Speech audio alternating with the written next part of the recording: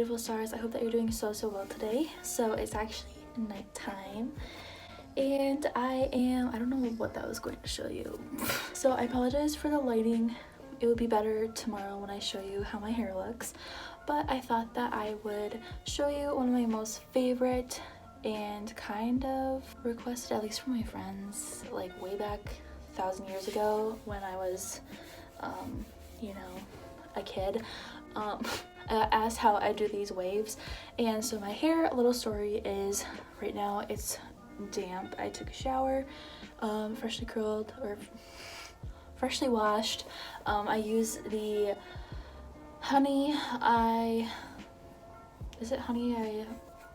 Oh my gosh, I use this all the time. It's a Lush shampoo bar is what I use, and I can't remember the exact name of it. I'm so sorry, but I will link it down below if I remember. And it's one of my favorites. It leaves my hair really soft and smooth and not super frizzy or anything like that. So I just added some of my favorite mousse. This is one by Chaz Dean, and it's his sweet almond mint nourishing mousse, which it is actually really nice. It's probably one of my most favorite mousse that I've ever used in my hair. And I used to do the really, like, I kind of started this fad when I was in like 8th grade, so I would actually 7th grade, and so my sister taught me how to do it, and I just would like dampen my hair and then I would just like mousse the heck out of it so it looked really curly and crunchy. That was the thing, and a lot of people started to do it. It was a fun time. I actually used to film videos with myself with like that hair, and it was like the most cool thing ever, and I would like pin back my hair. Good times.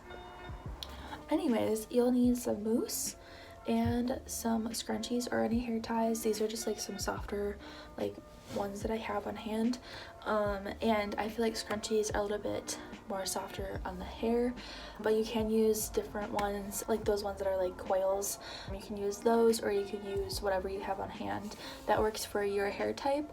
But I was going to tell you guys what my hair type is. So my dad's side has like more wavy hair, and then my mom's side is like ringlet, like really curly hair.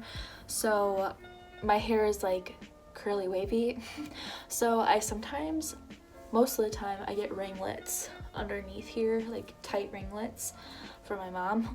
And then on the top, I think it's because I just have too much hair. My natural hair is like, it's S waves or like beach waves on the top.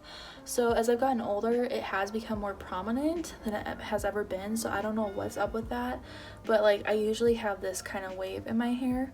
But sometimes, depending on how I sleep on it, or if I let it dry after a morning shower, it doesn't turn out super awesome. So I usually diffuse my hair in the morning if I'm going to take a morning shower, so then my curly hair comes out a little bit more. But otherwise, unless if I'm on the beach, my hair is usually just wavy instead of curly.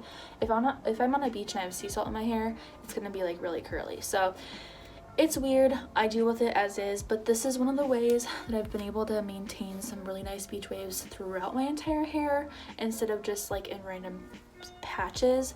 But if I'm having a really good hair day and I sleep on it right, usually it's like super wavy naturally. So yeah, but this is one of my favorite things if I want to kind of change it up, have a little bit more of a prominent wave in my hair.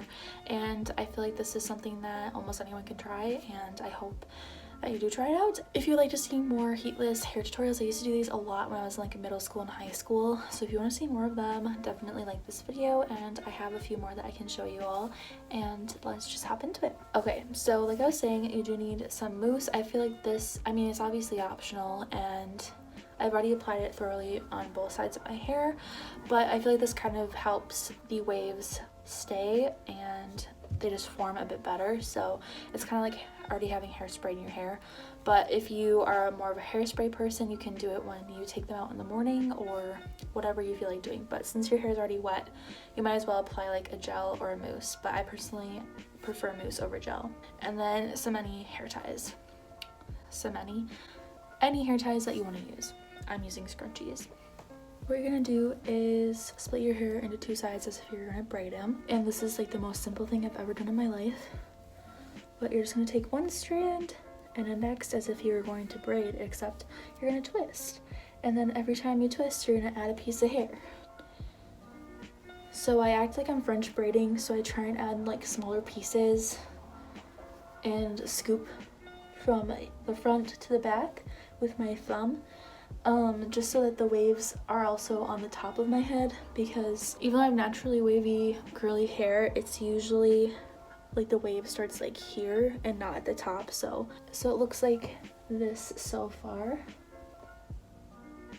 And I'm just gonna keep adding and twisting, and then once you get to the bottom part, you just keep twisting all the way down. So it kind of loosens up because it is a twist, it's not a braid, so it should probably look like this. So it's essentially a rope braid, but I feel like it's not as like tight. You can add mousse like this and then just scrunch it in like that. I used to do that when I was in middle school, but I just apply it beforehand because I feel like it gets in there more thoroughly. And then I'll do the second side and meet up with you when I'm done. So you can decide if you want to like pin these back so that they're like staying, but I just sleep in it, so I feel like I don't have to look absolutely perfect or anything. But this is usually how it turns out, and I will show you what the waves look like in the morning.